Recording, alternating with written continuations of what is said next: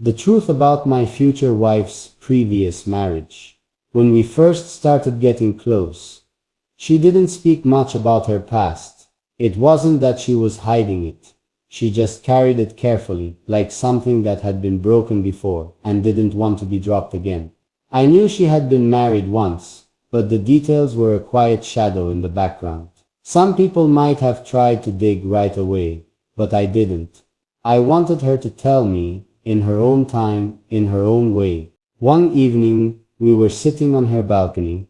The city lights stretched out like a river of stars, and there was a calm in the air that made it easier for words to come. She took a slow breath, looked down at her hands and said, "I guess I should tell you the truth about it, before anyone else does."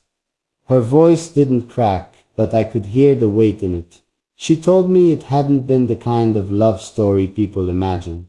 At first, it was exciting. Promises made too quickly. Decisions rushed because it felt like the right thing in the moment. But promises mean nothing if the person making them doesn't stand by them. She described the loneliness that grew between them, even while living in the same house. The way her smile started to fade without her noticing. The times she stayed quiet just to keep the peace, until she realized her silence was costing her more than any argument ever could. There were no dramatic betrayals, no explosive fights, just a slow, steady absence of love.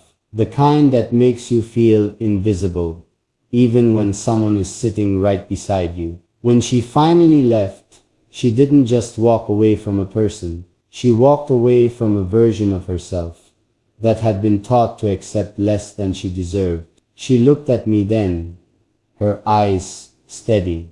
I don't tell many people all of that. Not because I'm ashamed, but because I've worked hard to move forward. I didn't rush to fill the silence. I just took her hand, feeling the warmth of someone who had learned love the hard way. And in that moment, I understood. Her past didn't make her less. It made her more. She leaned back in her chair, looking out into the night.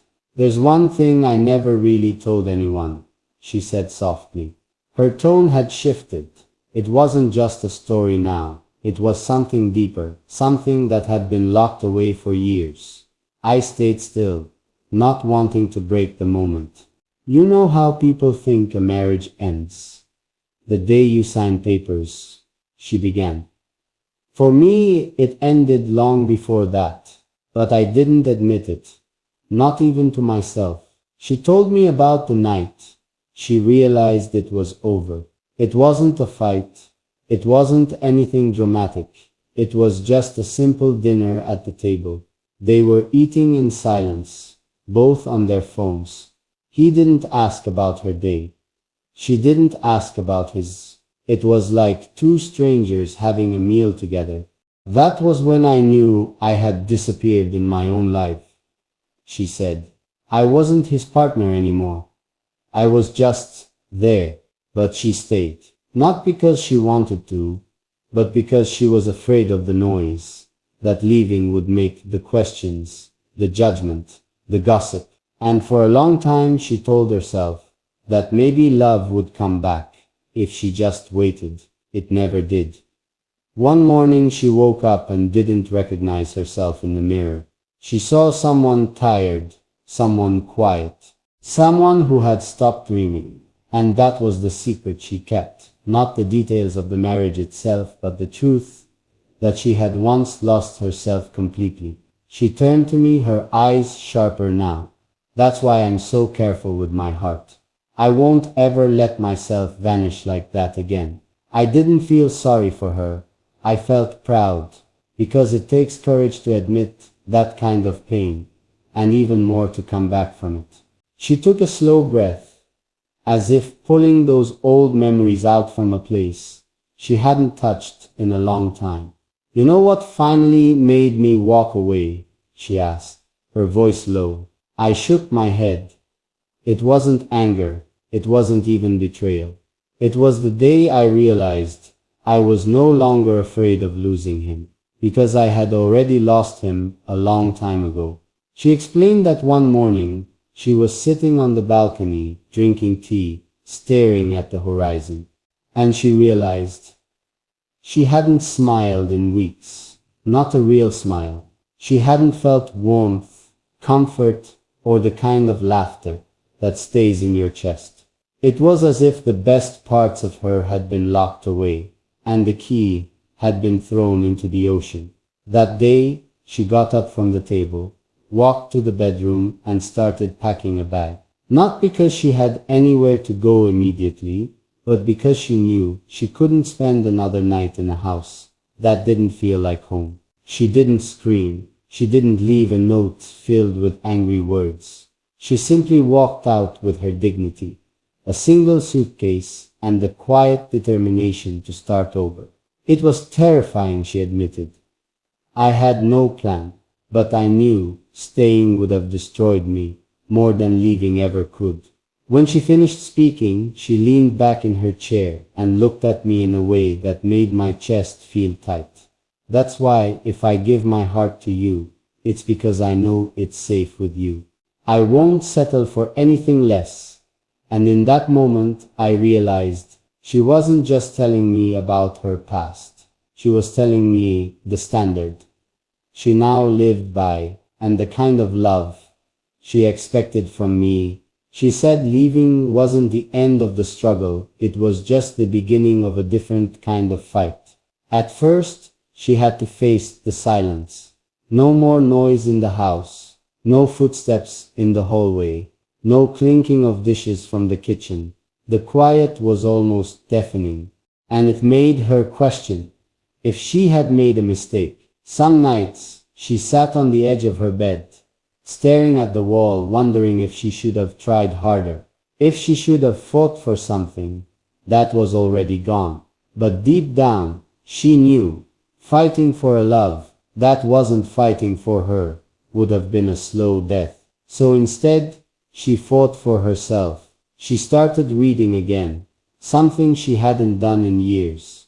She went on long walks at sunrise, letting the morning air fill her lungs with a sense of possibility. She learned to cook meals for one, and instead of feeling lonely, she began to savor the peace that came with it. It wasn't easy. There were days she broke down in tears over the smallest things. A song on the radio, the smell of his old cologne lingering in a jacket she hadn't thrown out yet. But with each tear, she was also letting go. Then came the real change. She began setting boundaries she had never dared to set before. She said no to people who took advantage of her kindness. She stopped explaining herself to those who didn't deserve her explanations. And most importantly, she promised herself she would never again accept half love.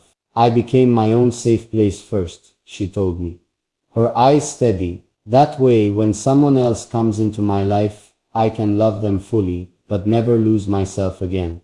Listening to her, I realized that the woman sitting in front of me wasn't defined by her past pain. She was built by it. Every scar had taught her something. Every loss had given her strength. And now, she was ready to love in a way that was fearless, deep, and honest, but only with someone who understood her worth. When I asked her if she was truly ready to love again, she didn't answer right away. She leaned back, took a slow breath, and let her gaze drift toward the window.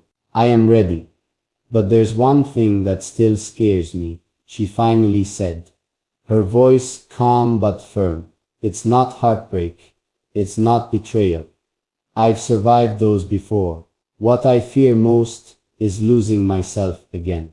She explained how, in her previous marriage, she had slowly faded into the background.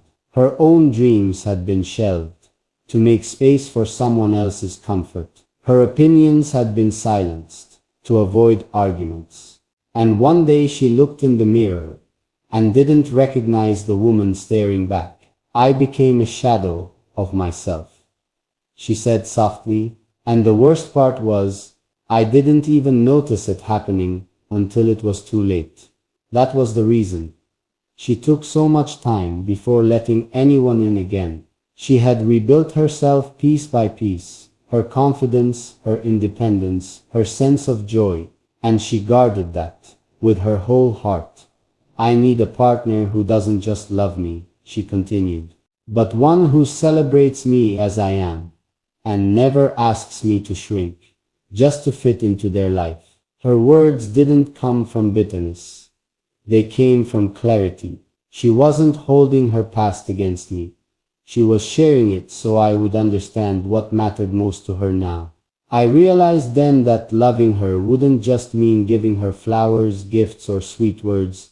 It would mean protecting her spirit, encouraging her dreams, and making sure she never had to question her worth again. And as she sat there, sunlight spilling across her face, I knew her previous marriage may have hurt her, but it had also prepared her to love in the purest way. As long as the love she received matched the love she gave. I looked at her for a long moment before speaking. I didn't want to give her quick words or hollow promises. I wanted her to know I meant every syllable. You'll never have to disappear again, I told her, my voice steady. If you choose to share your life with me, I promise you, your voice will never be silenced, your dreams will never be shelved, and your happiness will never be an afterthought. She blinked, almost like she was trying to hold back tears, but I kept going. I want a partner, not a shadow. I want someone who stands beside me, not behind me. And I don't just want to see the woman you are now. I want to see you grow into everything you still dream of becoming. She smiled then, a small smile, but one that carried both relief and disbelief.